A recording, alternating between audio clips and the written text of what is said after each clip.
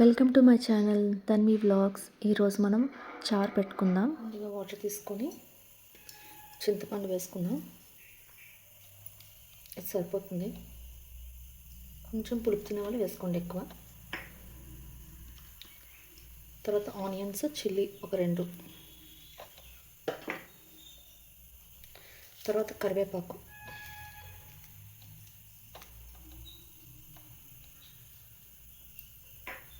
జాగ్రత్తగా చూడండి. Salt, sugar అయితే పించ్ కొంచెమే, సాల్ట్ మనకు తగినంత, మీ టేస్ట్ తగ్గట్టు. ఇది కూడా చూడండి. పసుపు, కారం, మిరియాల పొడి 1/2 స్పూను, పసుపు 1/2 స్పూను, కారం కూడా 1/2 స్పూన్.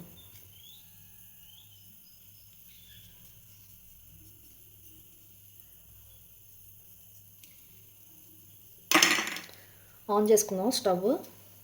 సీక్రెట్ ఇంగ్రీడియంట్ వెల్లుల్లిపాయలు దంచి వేసుకోండి. మంచి స్మెల్ వస్తుంది, చాలా బాగుంటుంది. బాయిల్ రావాలి, జస్ట్ 1 ఇంచ్ కింద దిగాలి వాటర్.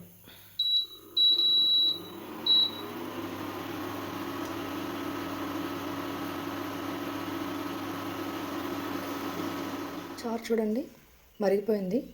మీకు చెప్పాను కదా ఒక లైన్ కిందకి రావాలని, అది వచ్చింది కదా. ఇప్పుడు తాలింపు వేసుకుందాం. ఆయిల్ వేసుకుందాం. చూడండి 4 వెల్లుల్లి రేఖలు, ఆవాలు, జీలకర్ర, మినప్పప్పు, మెంతులు, కరివేపాకు.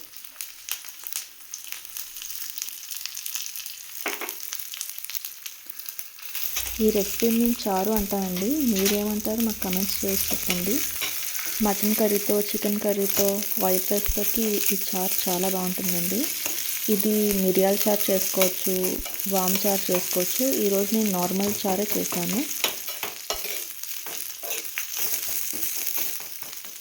తాలింపు కూడా వేసుకుందాం.